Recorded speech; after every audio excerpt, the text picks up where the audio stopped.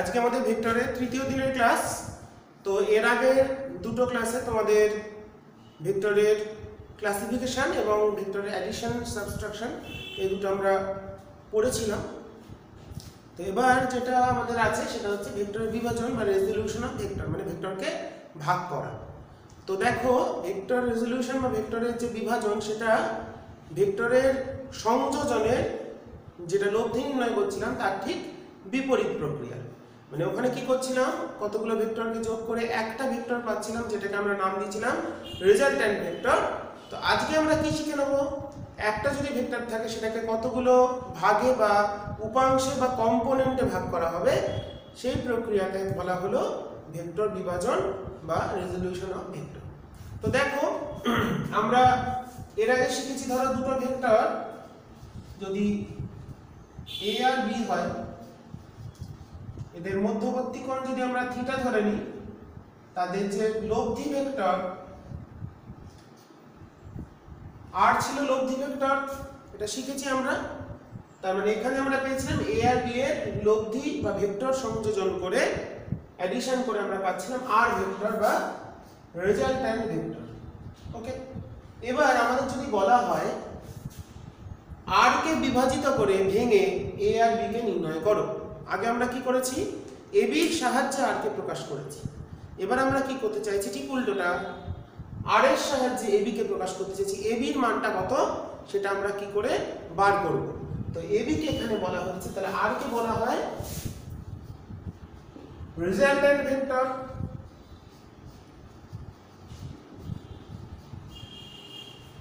এ আর B যাদের আমরা নির্ণয় করতে চাইছি তাদের বলা হচ্ছে উপাংশ ভেক্টর বা কম্পোনেন্ট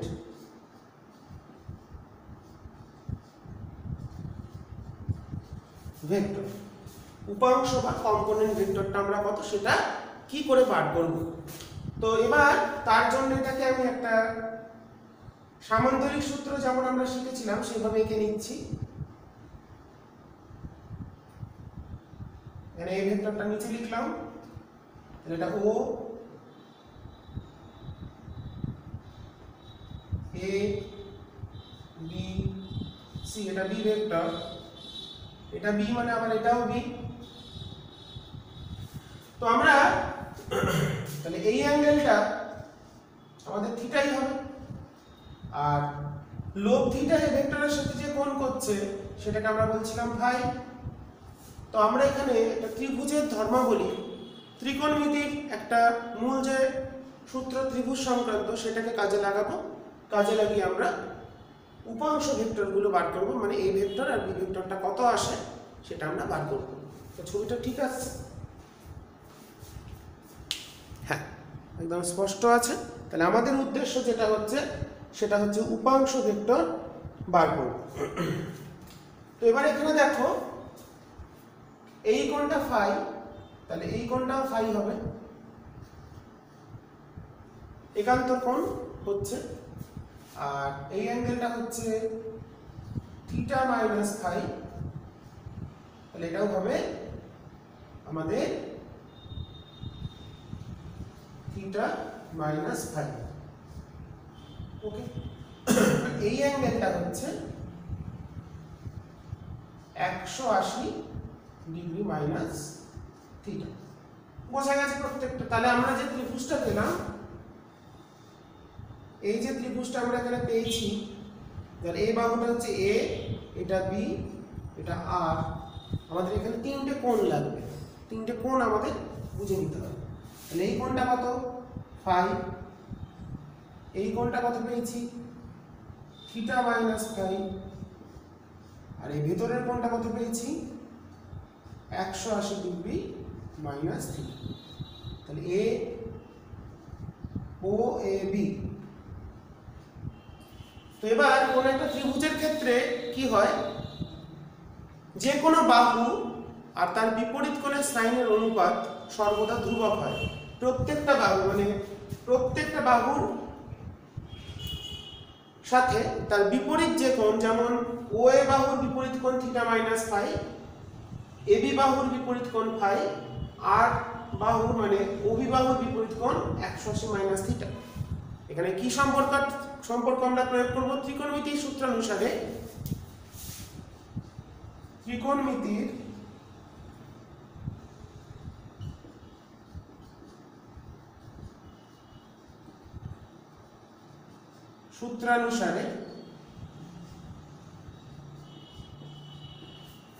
আমরা তাহলে কি লিখতে পাচ্ছি?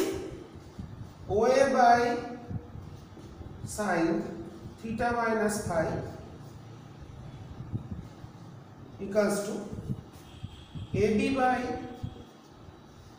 sin 180 ডিগ্রি মাইনাস AB এর উল্টো দিকে আছে ফাই, শুধু বিপরীত কোণ AB বাহুর উল্টো দিকে কোনটা আছে? ফাই, যা হবে OB by sin 180 degree minus theta. ঠিক আছে, তাহলে আমরা কি করলাম? কোন একটা বাহু আর বিপরীত কোণের sin থিটা, এই অনুপাতটা সর্বদা সমান হবে। ত্রিকোণমিতির সূত্রানুসারে তোমরা অঙ্কের বইতে তোমাদের পেয়ে যাবে, এটা ত্রিকোণমিতির ত্রিভুজের ধর্মাবলী যে অধ্যায়, তার মধ্যে তোমরা পেয়ে যাবে। তাহলে ত্রিকোণমিতির সূত্রানুসারে আমরা তো লিখে ফেললাম। তো ও এর সমান কত?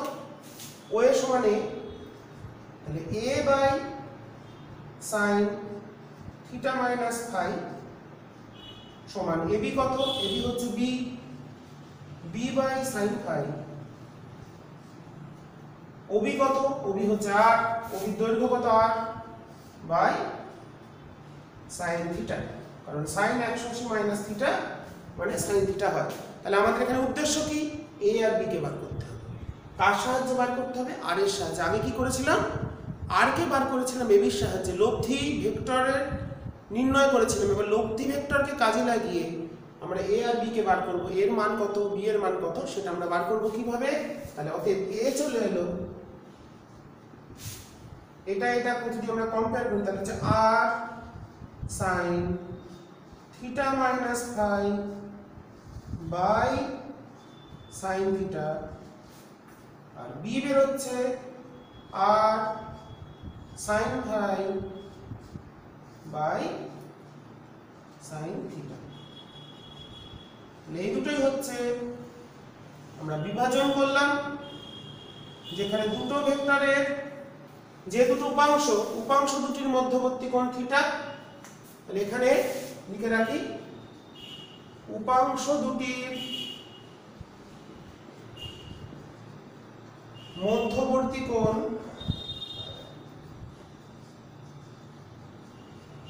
সমান থিটা। তাহলে আমাদের উদ্দেশ্য কি? এবি কে প্রকাশ করলাম আর এর সাহায্যে, অর্থাৎ এ আর বি উপাংশ নির্ণয় করা হলো। এটাই হচ্ছে ভেক্টর বিভাজনের মূলনীতি। এবার আমাদের খেয়াল রাখতে হবে, তো আমরা সবসময় যেটা করব সেটা হচ্ছে সমকৌণিক উপাংশ বিভাজন, মানে যে দুটো উপাংশে আমরা ভাঙবো তাদের মধ্যবর্তী কোণ হবে সমকোণ, মানে 90 ডিগ্রি। এটাই কিন্তু আমাদের ফিজিক্সের বিভিন্ন অধ্যায়, শুধু 11ই নয়, ক্লাস 12 গিয়েও খুব কাজে লাগবে। ঠিক আছে, তার জন্য উপাংশ বিভাজনটা তোমরা খুব মন দিয়ে, ভেক্টর অধ্যায়টাই মন দিয়ে দেখা দরকার, কারণ ভেক্টর আমাদের পদে পদে প্রয়োজন। বিভিন্ন অধ্যায়ের ক্ষেত্রে উপাংশ বিভাজনের গুরুত্ব অপরিসীম। তো তার জন্য আমাদের এই বিষয়টা খুবই ভালোভাবে দেখে নিতে হবে। তাহলে আমরা দুটো উপাংশ পেয়ে গেলাম, একটা হচ্ছে সাইন উপাংশ, এটাকে সাইন, এটাও সাইন, এইভাবে আমরা লিখতে পারি এবি কে আর এর সাহায্যে। এবার সমকৌণিক উপাংশ বিভাজন মানে কি? এখানে দুটো উপাংশের মধ্যবর্তী কোণ ছিল থিটা। এবার যদি কখন সমকৌণিক উপাংশ বলা হবে, তাহলে সেটা আমি লিখবো, এই ছবিটা মুছে দিলাম। তাহলে এখানে আমি লিখছি, এখন উপাংশ দুটির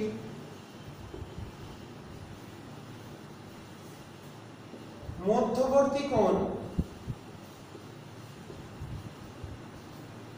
থিটা সমান π/2 হলে এদের বলা হয়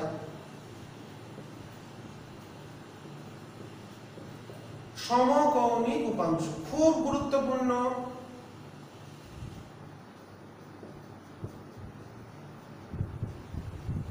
যদি উপাংশ দুটির মধ্যবর্তী কোণ π/2 হয়, মানে থিটাটা 90 ডিগ্রি হয়, তখন আমরা তাদের বলবো সমকোণী উপাংশ। তাহলে তার ক্ষেত্রে থিটাটা 90 ডিগ্রি হলে দেখো a সমান চলে আসছে থিটা 90 ডিগ্রি, মানে নিচটা 1 r cos phi, আর b চলে আসছে r sin phi। তাহলে উপাংশ দুটো যদি পরস্পর সমকোণে ইনক্লাইন থাকে, সমকোণে থাকে, অবস্থান করে, সেক্ষেত্রে দুটো উপাংশ থিটার মানটা আমরা এখানে 90 ডিগ্রি বসিয়ে দিচ্ছি, নিচটা 1 হয়ে যাচ্ছে, এটা sin 90 - phi মানে cos phi, এটা sin phi থাকলো। তাহলে সেই ক্ষেত্রে ছবিটা উপাংশ দুটো কেমন হবে? উপাংশ দুটো পরস্পর সমকোণে থাকবে, অর্থাৎ এই তাহলে এটা a উপাংশ, তখন এই a উপাংশকে বলা হবে ভূমি উপাংশ বা অনুভূমিক উপাংশ।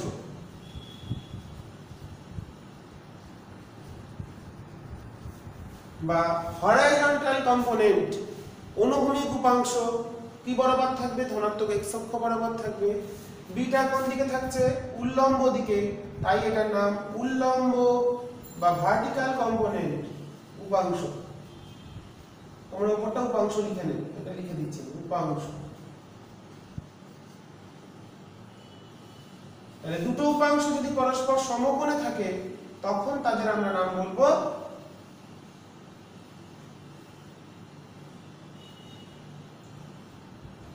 তাহলে এই হলো r, এই হলো phi। দেখো এখান থেকে আমরা এমনি বুঝতে পারছি এটা হলো ভূমি আর হলো অতিভুজ, তাহলে a/r সমান cos phi, আর b হচ্ছে লম্ব, তাহলে লম্ব বাই অতিভুজ মানে b/r হচ্ছে sin phi, এবং tan phi আসছে ছবি থেকে b/a, এটাও b, তার মানে হিসাব মতো আমি তো শিফট করতে পারি, আমরা জানি এটা। তার মানে দুটো উপাংশ যদি সমকোণে থাকে সেই ক্ষেত্রে ভূমি উপাংশ হবে কি বা অনুভূমিক উপাংশ হবে r cos phi, যেখানে ফাইটা হচ্ছে ভূমির সাথে কোণ, মনে রাখতে হবে যে কোণটা আমরা যদি এইটাকে ফাই বলতাম তখন এটা ভূমি হতো, এটা লম্ব হতো। ফাই কোণটা নেব তার উপর নির্ভর করছে, আমাদের এটা বিভিন্ন ক্ষেত্রে কাজে লাগবে। ঠিক আছে, যেমন ধরো ছোট্ট একটা উদাহরণে আমি আসি, তাহলে আমরা বুঝতে পারবো গুরুত্বটা কোথায়। কয়েকটা উপাংশ বিভাজন যেটা আমাদের লজ অফ মোশন মানে নিউটনের গতিসূত্র, ঘর্ষণ, আবর্ত গতি বিভিন্ন অধ্যায়ে কাজে লাগবে, বা কার্যক্ষমতা শক্তি। তো ধরো একটা বস্তুকে, একটা m ভরের বস্তু আছে, সেটাকে দড়ি দিয়ে বেঁধে একটা F বল প্রয়োগ করা হলো। অনুভূমিকের সাথে থিটা কোণে,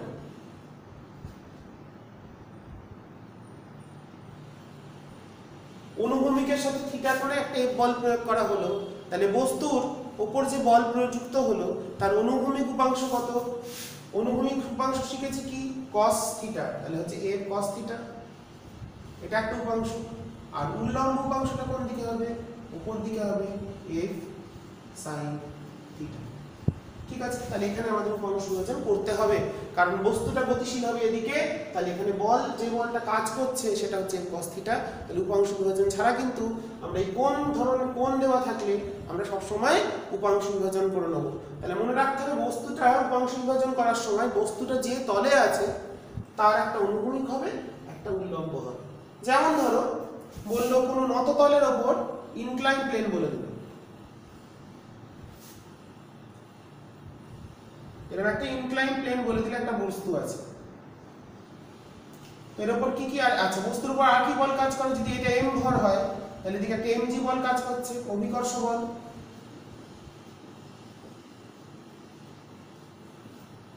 আবার ভূমি একটা প্রতিক্রিয়া দেবে উপর দিকে, সেটাকে n দিয়ে আমরা লিখবো, nটাকে বলে লম্ব বল। এটা আমাদের এই অধ্যায়ে লাগছে না, পরের অধ্যায়ে গিয়ে কাজে লাগবে। mgটা হলো অভিকর্ষ বল, আর n হচ্ছে ভূমি তাকে যে ফেরত দিল সমমানের বিপরীতমুখী বল, সেটা হচ্ছে n লম্ব বল। তো এবার যদি এরকম ইনক্লাইন প্লেন বলে দেয় সেক্ষেত্রে আমরা কি করে উপাংশ ভাঙবো? এখানে mgটা যেহেতু সোজা নিচের দিকে আছে, তাহলে কোনো ভেক্টর কোনো ভেক্টর যদি সমান্তরাল তলের সাথে বা লম্ব হয় সেখানে উপাংশ বিভাজন করা যায় না। কখন করা যাবে? যদি কোণ করে থাকে। তো এখানে দেখো বস্তুর উপর যে এমজি বল কাজ করছে সেটা সোজা নিচের দিকে, তাহলে এমজি বলের দুটো উপাংশ, তাহলে উপাংশ কোথায় কোথায় হবে? তল বরাবর একটা আর একটা তলের লম্ব দিকে। এবার ঘটনা, তাহলে কোন দুটো উপাংশ? দেখো উপাংশ বার করছি কার? আর এর দুটো উপাংশ এদিকে এদিকে, তার মানে উপাংশ যার বার করবে সে থাকবে মাঝখানে। তাহলে কোনটা হবে? এমজিটা মাঝখানে আছে, তাহলে কোনটা কোনটা হবে? এই দিকে একটা উপাংশ, এটা হচ্ছে অনুভূমিক তল বরাবর, এটা উল্লম্ব। এটা উপরটা কেন হলো না? উপরটা কখন হতো? যদি এমজিটা এইদিকে কাজ করতো পেন বরাবর, তাহলে এইদিকে একটা হতো এইদিকে। তাহলে যেহেতু এমজি এইদিকে, তাহলে এমজি থাকবে মাঝখানে, তার সমকোণে দুটো উপাংশ থাকবে। এই অ্যাঙ্গেলটা কিন্তু 90 ডিগ্রি, পুরো কোণটা বা এটাও 90 ডিগ্রি, বিপরীত কোণ। তাহলে এই কোণটা তাহলে কত হবে? এবার এইটা যদি থিটা হয় তাহলে এই কোণটাও থিটা, খুব সহজে বোঝা যাচ্ছে। তাহলে এই দিকে হবে cos, ভূমি উপাংশ, তাহলে এটা ভূমি, যেটার সঙ্গে থিটা করে সেটা ভূমি। ভূমি উপাংশ সূত্র কি? cos, তাহলে এটা হবে mg cos থিটা, আর এদিকে থাকবে তাহলে mg sin থিটা। আর উপরে কি থাকবে? ভূমির প্রতিক্রিয়া, যেটা n ছিল, প্রতিক্রিয়া সবসময় লম্বভাবে হয়। এটা আমাদের এই ছবিগুলো আমাদের পরের অধ্যায়ে খুব কাজে লাগবে। তো উপাংশ বিভাজনটা কিন্তু খুব গুরুত্বপূর্ণ। ঠিক আছে, তো এই হচ্ছে আমাদের উপাংশ বিভাজন বিষয়টা দেখলাম। এবার আমাদের তোমরা ছোটবেলায় প্রশ্ন করে শিখেছো রোলার টানা আর ঠেলা কোনটা সহজ, টানা আর ঠেলার ক্ষেত্রে কোনটা সহজ সেটা আমরা কি করে দেখব। তো দেখি রোলারের ক্ষেত্রে কেমন হয় সেটা একটু দেখে নিই। উপাংশ বিভাজন, তো আমরা যখন ধরো রোলার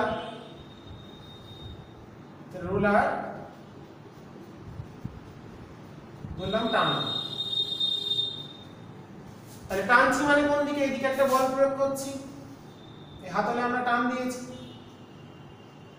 টেনে নিয়ে যাচ্ছি, এদিকে একটা বল দিলাম। আচ্ছা, কি কি আছে? রোলারের যে ওজন, অভিকর্ষ বল সেটা নিচের দিকে কাজ করছে, উপর দিকে কাজ করছে ভূমির প্রতিক্রিয়া, লম্ব প্রতিক্রিয়া। ভূমির সঙ্গে যদি আমরা থিটা কোণে টানি তাহলে এইদিকে বল কাজ করছে f cos থিটা,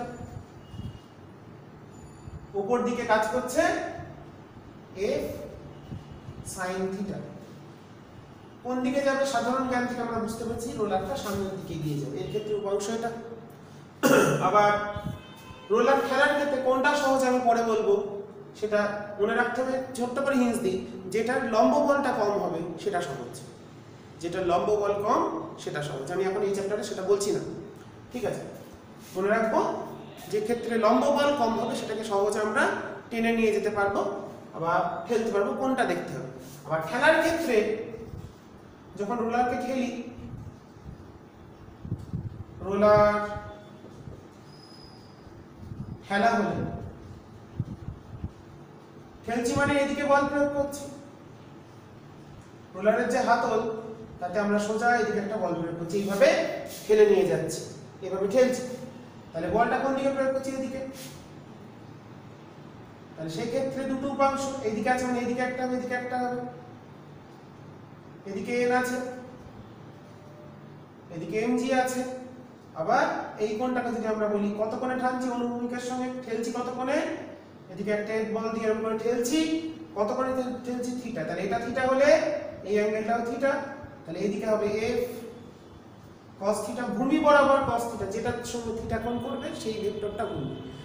অতিভুজটা ভূমি কোণটা হয়, অতিভুজের সঙ্গে ভূমি সবসময় যে কোণ করে cos থিটা sin থিটা, যেটা শিখেছো থিটা কোণটা কোণ, যেটা ভূমি হবে সেটা থিটা কোণ করবে।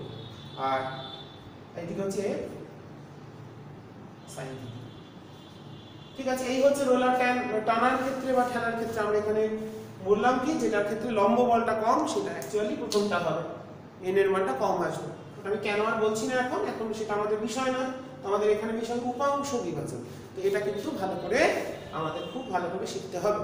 তো টানা ঠেলা এগুলোর ক্ষেত্রে কিভাবে হলো, ঠেলছি মানে বলটা ভিতরের দিকে, টানছি মানে বাইরের দিকে, এই সেন্সগুলো থাকতে হবে। আচ্ছা, যখন কোনো একটা ব্লক বস্তু নিচে নেমে আসবে তার ক্ষেত্রে এটা খুব গুরুত্বপূর্ণ, ভেরি ভেরি ইম্পর্টেন্ট। এটা আমাদের প্রতি ক্ষেত্রে কাজে লাগবে, কার্যক্ষমতা লাগবে, নিউটনের গতিসূত্র করবে, ঘর্ষণ লাগবে, প্রতি চ্যাপ্টারে লাগবে, প্রত্যেক অধ্যায়। তো এটা কিন্তু তোমরা খুব ভালো করে এই উপাংশ বিভাজনগুলো একদম বেসিক জিনিসগুলো দেখাচ্ছি, এটা আমাদের ভালো করে শিখতে হবে। তো এই হচ্ছে টানা ঢালা, তার প্রয়োগ দেখালাম। তো এরপর আমরা পরবর্তী অংশে, ছবিগুলো ঠিকঠাক আসছে তোমাদের? হ্যাঁ, তো এই হচ্ছে আমাদের বিভাজন। তো এরপর আমরা যেটা শিখবো, এই বিভাজন প্রক্রিয়ায় কিভাবে লব্ধি ভেক্টর নির্ণয় করা হয়। তো বিভাজনের সাহায্যে কিভাবে লব্ধি ভেক্টর আমরা নির্ণয় করতে পারি, একতলীয় সমকৌণিক বিভাজন প্রক্রিয়া। এবার আমরা যেটা শিখবো একতলীয় সমকৌণিক বিভাজন, খুব ইম্পর্টেন্ট কিন্তু, না? তো সেটা আমাদের দেখতে হবে। একতলীয় সমকৌণিক উপাংশ বিভাজন যেটা আমরা শিখছি সেটা একতলীয়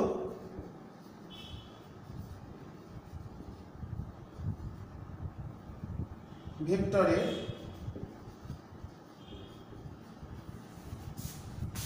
সমকৌণিক বিভাজন প্রক্রিয়ায়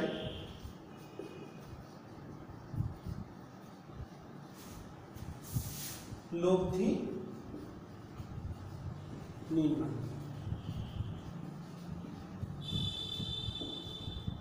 কতগুলি একতলীয় ভেক্টর আছে, তাদের বিভাজন প্রক্রিয়ায় আমাদের লব্ধি নির্ণয় করতে হবে। তাহলে প্রথমে বিভাজন করব, তারপরে লব্ধি। তাহলে বিভাজন আগে, তারপরে সংযোজন। আমরা ধরছি xy তলে কতগুলো ভেক্টর আছে। তো এদিকে একটা আছে p1, এদিকে আছে p2,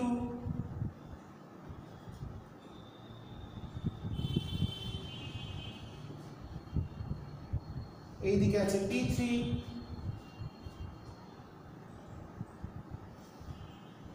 এদিকে আছে p4।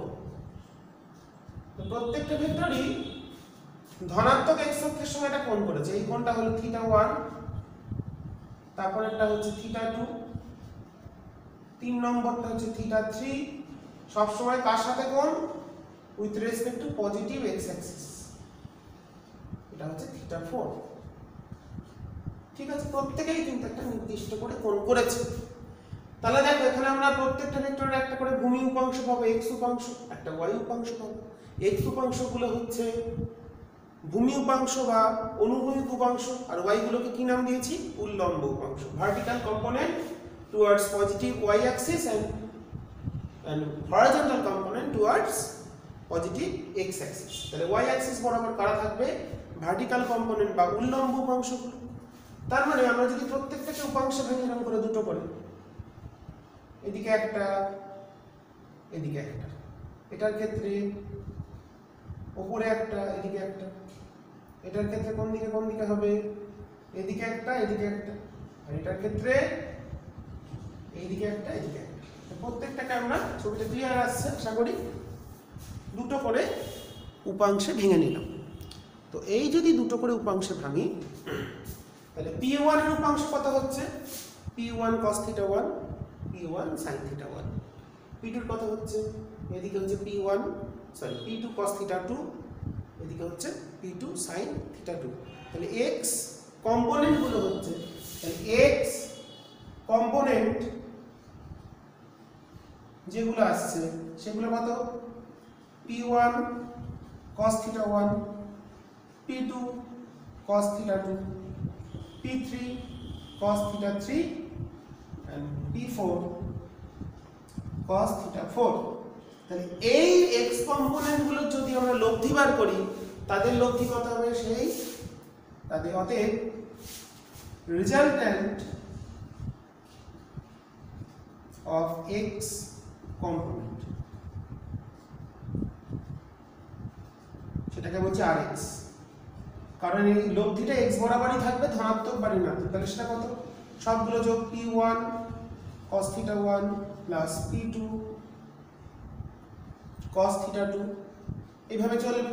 সবগুলো যতগুলো থাকবে যোগ করব। সিমিলারলি y, তাহলে x উপাংশ সবগুলো মিলে কত পেলাম rx, x উপাংশ সবগুলো মিলে পেলাম rx, মানে এটাকে আমি লিখছি summation pi cos theta i, i এর মান কত, i এর মান 1 থেকে 4 অবধি, যেহেতু 4টা নিয়েছি।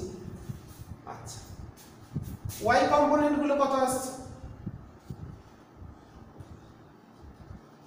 y কম্পোনেন্ট গুলো আসছে p1 sin theta 1, p2 sin theta 2, p3 sin theta 3 and p4 sin theta 4। তাহলে তাদের রেজাল্টেন্ট কত, রেজাল্টেন্ট অফ y কম্পোনেন্ট, তাদের লব্ধি কত, তাহলে আর y টা কত হবে সামেশন, আমি একবার লিখে দিচ্ছিলাম, ভেঙে লিখলাম না, ভেঙে একটা লিখি, p1 sin theta 1 plus p2 sin theta 2 plus 4টে যোগ করতে হবে সমান, তাহলে summation of pi sin theta i, i এর মানটা কত থেকে কত, 1 থেকে 4। তাহলে x উপাংশগুলোর যোগফল আর y উপাংশগুলোর যোগফল আমরা পেয়ে গেলাম। একটু নামিয়ে দিই, x আর y উপাংশগুলোর যোগফল আমরা পেয়ে গেলাম। তাহলে আলটিমেটলি আমরা x উপাংশগুলো মিলে একটা পেয়েছি rx, y উপাংশগুলো যোগ করে একটা পেয়েছি ry। তাহলে আলটিমেটলি আমাদের হাতে এখন দুটো জিনিস থাকলো, তো তোমরা ঠিকভাবে লিখে নেবে, আমি এটা মুছে দিলাম। তাহলে আমরা সবগুলো মিলে x বরাবর পেলাম, x উপাংশগুলো মিলে কত দিয়েছে আমাদের rx, y গুলো মিলে কত দিয়েছে ry। তাহলে এরা কত কোণে আছে, সমকোণে, তাহলে এদের লব্ধি যদি বার করতে হয়, তাহলে আলটিমেটলি লব্ধি হলো এই সবগুলো মিলে হলো আর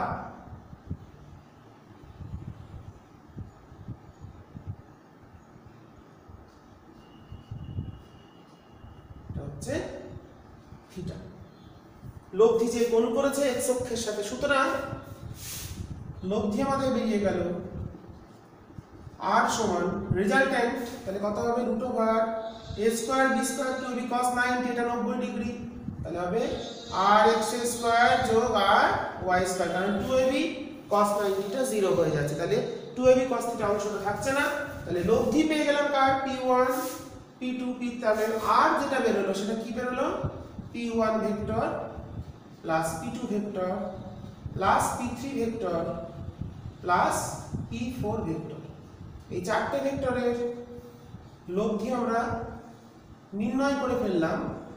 সেই লব্ধির মান কত বের হলো r, মানে rx স্কয়ার যোগ ry স্কয়ার। তাহলে আমাদের প্রথমে rx আর y টা বার করতে হবে, করে এখানে বসিয়ে দিতে হবে।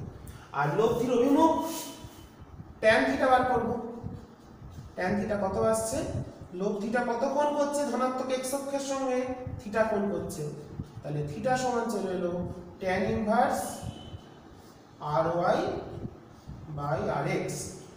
লব্ধিটা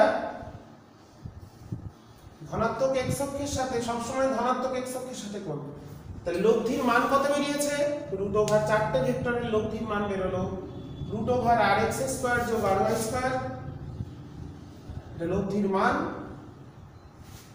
এটার ভ্যালু মোড অফ r বেরোলো এটা, আর অভিমুখটা কোন দিকে বেরোলো, tan inverse ry by rx। তাহলে এখান থেকে আমরা একতলীয় সমকৌণিক বিভাজন ব্যবহার করে একতলীয় কতগুলি ভেক্টরের ক্ষেত্রে লব্ধি নির্ণয় করতেই পারি। তো আমরা ভেক্টরের সমকৌণিক উপাংশ বিভাজনের সাহায্যে একতলীয় ভেক্টরের লব্ধি নির্ণয় শিখলাম। এবার যেটা দেখবো, একটা প্রশ্ন আমি লিখে নিয়েছি, একটি দড়ির মধ্যস্থলে একটি ওজন ঝুলিয়ে দিলে দড়িটি কখনোই অনুভূমিক থাকবে না, সাম্যাবস্থায়। তো একটা কেমন, ধরো দু প্রান্তে যুক্ত আছে একটা দড়ি, এটার মিডিল পয়েন্ট একটা ওয়েট ঝুলিয়ে দিলে জিনিসটা কেমন হবে, প্রথমে এরকম ছিল, মিডিল পয়েন্ট ওয়েট ঝুলিয়ে দিলে নিশ্চয়ই এটা কিছুটা নেমে আসবে,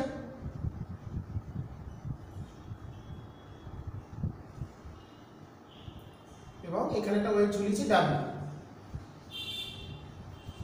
তাহলে দড়ির টান থাকবে এদিকে একটা, এদিকে একটা টান, এদিকে একটা টান, যেহেতু মিডিল পয়েন্ট বলে দুটোটি দড়ির দু সাইডে একই হবে টান দুটো, হ্যাঁ ছবি ঠিক আছে। তো এবার এখানে আমরা যদি টি এর উপাংশ বিভাজন করি, এই টি এর তাহলে কে দিকে একটা উপাংশ হবে, ধরলাম এই অ্যাঙ্গেলটা থিটা, তাহলে এটাও থিটা। তাহলে এই টানের এইদিকে একটা উপাংশ, এদিকে একটা উপাংশ, তাহলে এইদিকে হচ্ছে টি cos থিটা।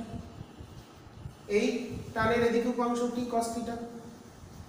তাহলে দুটো টি cos থিটা উল্টো দিকে আছে, তাহলে কি করবে, ব্যালেন্স করবে বা প্রশমিত করে দেবে। আর এইটার একটা টি sin থিটা এদিকে, তাহলে এখানে হবে 2t sin থিটা, মানে দুটো টি sin থিটাই কিন্তু উপরে একই দিকে যোগ।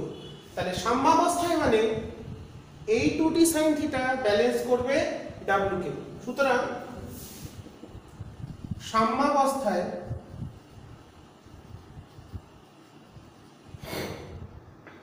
এটা থিটা মানে এটা থিটা, 2t sin থিটা সমান w।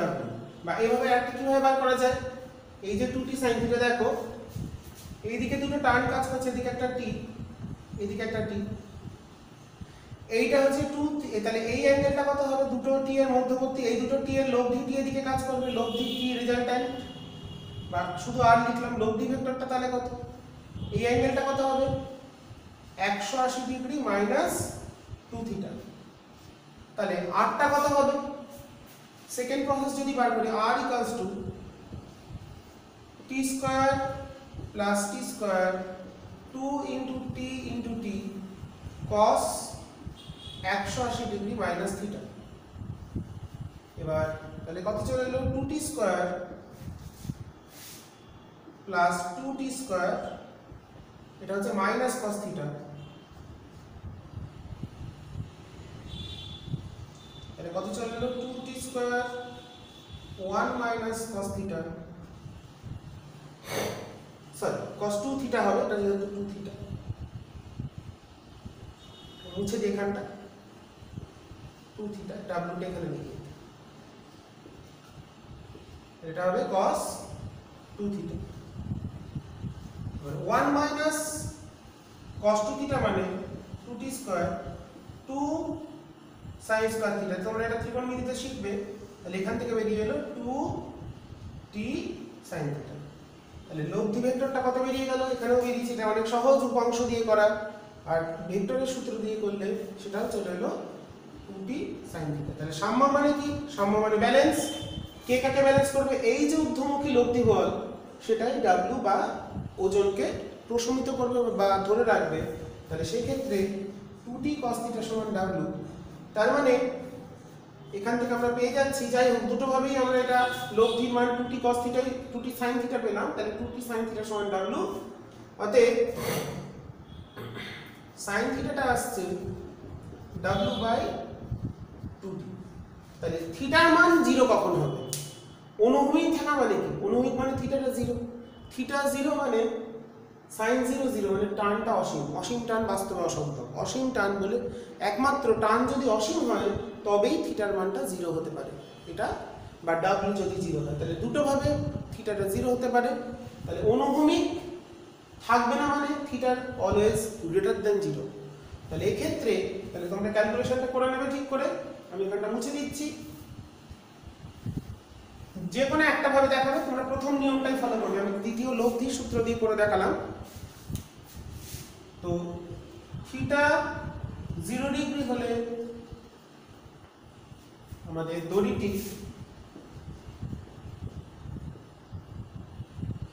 অনুভূমিক হয়,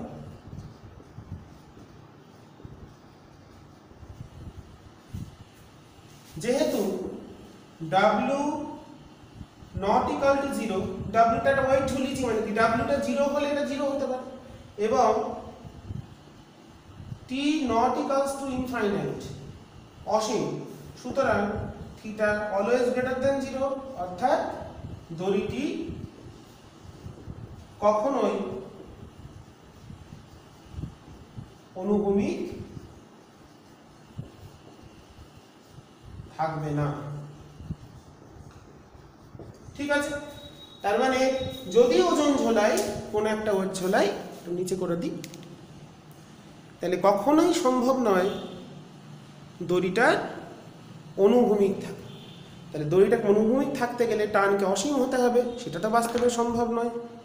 তার মানে আমরা এখানে সর্বদাই কি দেখব, আমাদের দড়িটা অনুভূমিক থাকছে না, সে একটা অনুভূমিকের সাথে নির্দিষ্ট কোণে নত হয়ে থাকবে। এরপরে আমরা একটা গাণিতিক সমস্যা দেখব। আমি আবার একটা ছবি এঁকে নিয়েছি। তো এখানে একটা দেখতে পাচ্ছি দুটো অনুভূমিক দেওয়াল আছে, তার সঙ্গে একটা সুতো বাঁধা হয়েছে, দিয়ে নিচে একটা ওয়েট ঝোলানো হয়েছে। তো দুটো দড়ি আছে, একটা দড়ি অনুভূমিক আর একটা দড়ি অনুভূমিকের সঙ্গে 30 ডিগ্রি কোণ করেছে। তাহলে সাম্যাবস্থায় ডাব্লুর মানটা কত, আমাদের ডাব্লু বলছি, ডাব্লুর মানটা দেওয়া আছে। ডাব্লু ধরো কিছু একটা দিল, আমি ডাব্লুই ধরছি। T1 আর T2-র মানটা কত হবে সেটা আমাদের নির্ণয় করতে হবে। তো দেখো এখানে টি এর দুটো উপাংশ, এদিকে হচ্ছে T2 cos 30 ডিগ্রি, আর এদিকে হচ্ছে T2 sin 30 ডিগ্রি। তাহলে সাম্যাবস্থায় কে কাকে ব্যালেন্স করবে? T2 sin 30 ব্যালেন্স করবে W কে, আর T2 cos 30 ব্যালেন্স করবে T1 কে। তাহলে সুতরাং সাম্যাবস্থায় T1 সমান T2 cos 30 আর T2 sin 30 সমান W। তাহলে এখানে T2টা বার করি। অর্থাৎ T2 চলে গেলে 1 নম্বর, এটা 2 নম্বর, 2 নম্বর থেকে T2 চলে আসছে W বাই sin 30, তার মানে 2W। তাহলে T2 এর মানটা চলে এলো 2W, আর T2 এর মানটা ফার্স্টেরটাই বসিয়ে দিই। অর্থাৎ T1 সমান T2 cos 30, তার মানে W 2W ইন্টু √3/2, তাহলে √3 ইন্টু W। তাহলে T1টা চলে এলো √3 ইন্টু W। ঠিক আছে। তো এইভাবে আমরা উপাংশ বিভাজন করে দুটো সুতো বা দড়ির টান আমরা নির্ণয় করে ফেলেছি। যদি T1টা অনুভূমিক না হতো সেক্ষেত্রে আমার T1-এর উপাংশ বিভাজন করতে হতো, সেক্ষেত্রে ইকুয়েশনটা একটু পাল্টে যেত। আলটিমেটলি বিষয়টা সাম্যাবস্থায় অনুভূমিক ডান দিক আর অনুভূমিক বাঁ দিক ব্যালেন্স করবে, আর সাম্যাবস্থায় উল্লম্ব মানে উপরের দিকে যারা থাকবে তারা নিচের দিকের যারা থাকবে তাদের ব্যালেন্স করবে। আচ্ছা, এরপর আমরা যে প্রবলেমটা করব, ছবিটা আমি এঁকে নিয়েছি। বলেছে একজন ব্যক্তি প্রথমে পূর্ব দিকের সাথে উত্তরের দিকে 30 ডিগ্রি কোণে গেছে, ও থেকে ওয়ে বলে দিয়েছে 10 কিমি। তারপরে সেখান থেকে উত্তর দিকে গেছে এ থেকে বি, এ বি বলে দিয়েছে 4 কিমি। তারপর সেখান থেকে পশ্চিম দিকে গেছে বি থেকে সি, এটা বলেছে 4 কিমি বা 5 কিমি। তারপর সেখান থেকে সি থেকে ডি তে গেছে, সি থেকে ডি গেছে, এটা হচ্ছে এই উত্তর পশ্চিম দিকে, উত্তর পশ্চিম দিক মানে এরকম দিকে গেছে, সেটা বলছে 6 কিমি। তাহলে ব্যক্তির সরণ কত এটা আমাদের বার করতে হবে। দূরত্ব তো হিসাব করলেই পাওয়া যাবে, যোগ করলে দূরত্ব, তাহলে সরণ কত। তো এটা আমরা ভেক্টরের উপাংশ বিভাজনের সাহায্যে এটা নির্ণয় করব। আচ্ছা, তাহলে এখানে rx টা কত হবে? rx মানে শিখেছি কি, আমাদের ভূমি উপাংশগুলোর সমষ্টি, আর অ্যাঙ্গেলটা সবসময় ধনাত্মক x অক্ষের সাথে ভাবতে হবে। তাহলে এর ক্ষেত্রে 30, এর ক্ষেত্রে 90, এর ক্ষেত্রে বি থেকে সি তে 0, আর এটা হচ্ছে 135। তার মানে rx মানে তার যে সরণ হলো, সরণের x উপাংশ তাহলে কত হবে? OA cos 30 plus AB cos 90 plus BC cos 0 plus CD cos 135। তোমরা অঙ্কটা নিজেরা করবে, আমি জাস্ট হিসাবটা বলে দিচ্ছি। এটা বার করে নিলে rx একটা কোনো মান পাবে। এবার ry টা বার করব, y বরাবর সরণ কত, এটা হচ্ছে x অক্ষ বরাবর সরণ, এটা হচ্ছে x অক্ষ বরাবর সরণ। x অক্ষ বরাবর তার সরণ হয়েছে মূল বিন্দুর সাপেক্ষে, x অক্ষ বরাবর তার সরণ হয়েছে, সেটা বার করলাম কিভাবে। তাহলে হলো OA cos 30, AB cos 90, BC cos 0 আর CD cos 135। 135 কেন নিলাম? সবসময় কোনটা নিতে হবে? ধনাত্মক x অক্ষের সাথে। আচ্ছা, এটা একটা বেরোবে। Y অক্ষ বরাবর সরণ,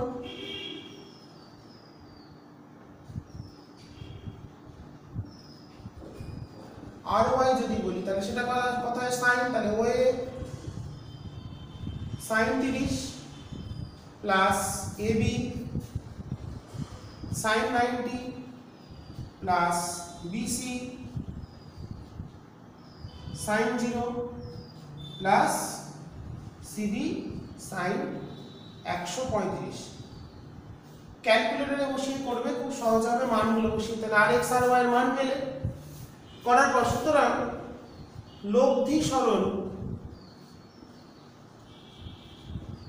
কত বেরোবে? √, যদি আর বলি আর এক্স স্কোয়ার যোগ আর ওয়াই স্কোয়ার, আর অভিমুখ কোন দিকে কার সাপেক্ষে? এক্স অক্ষের সঙ্গে থিটা করে ট্যান থিটা বার করব আর ওয়াই বাই আর এক্স। এটা বার করলে অভিমুখটা কার? পূর্ব দিকের সাথে, পূর্ব দিকটা এখানে এক্স অক্ষ, পূর্ব দিকের সাথে থিটা কোণ। এটা লিখতে হবে, দিয়ে এটা অ্যাঙ্গেলটা বার করবে। ঠিক আছে, এই মানগুলো তোমরা বার করে অঙ্কটা হিসেব করে নেবে। আমি জাস্ট বুঝিয়ে দিলাম কি করে করতে হবে। এটা একটা ভাবে করা যায়, আমি এই নিয়মটা শেখালাম। আগে সহজ একটা নিয়ম শিখে নিই, আর একটা ভাবে আমরা এটাকে করতে পারি। তো সেটা নিয়ে এখন আমার চিন্তা না, আসল হচ্ছে আমরা আরএক্স আর ওয়াই বার করে কিভাবে আমরা একতলীয় ভেক্টরের, এগুলো সবগুলো একতলীয় ভেক্টর বা সমতলীয় ভেক্টর, তো তাদের উপাংশ বিভাজন পদ্ধতিতে কিভাবে লব্ধি নির্ণয় করা যায় সেই নিয়মটা আমরা প্রয়োগ করলাম, করে অঙ্কটা করে ফেললাম। তোমরা কমপ্লিট করে নেবে অঙ্কটা প্রত্যেকে। আর আজকে ক্লাস এখানে শেষ করছি। নেক্সট দিন আমরা ভেক্টরের গুণ শিখব, যেটা খুবই গুরুত্বপূর্ণ। এখন আমাদের বেশ কয়েকটি টপিক বাকি আছে। আজকের ক্লাসে আমরা বিভাজন, বা যেটা আমরা ভেক্টর বিভাজন করে উপাংশ নির্ণয় কি করে করতে হয়, এবং সমকৌণিক উপাংশ কি, সমকৌণিক উপাংশ বিভাজনের সাহায্যে কিভাবে লব্ধি নির্ণয় করা যায়, সেটা আমরা শিখে নিলাম। ঠিক আছে, আজকের ক্লাস এখানে শেষ করছি। আর অবশ্যই জানাবে বিষয়গুলো কেমন লাগলো, আর কোথাও কোনো জায়গায় বুঝতে অসুবিধা হলে আমাকে জানাবে। আমি অবশ্যই পরবর্তী ক্লাসে সেটা রিপিট করব। ঠিক আছে, আজকের ক্লাস এখানেই শেষ করলাম।